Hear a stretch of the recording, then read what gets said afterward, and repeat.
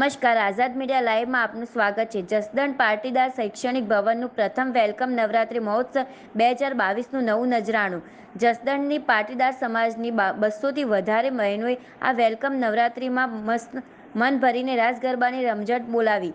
પાટીદાર સમાજની બહેનોમાં આ આયોજનને લઈને અનેરો થનગનાટ જોવા મળી રહ્યો છે. રિપોર્ટર વિશાલભાઈ, આઝાદ મીડિયા લાઈવ, જસદણ.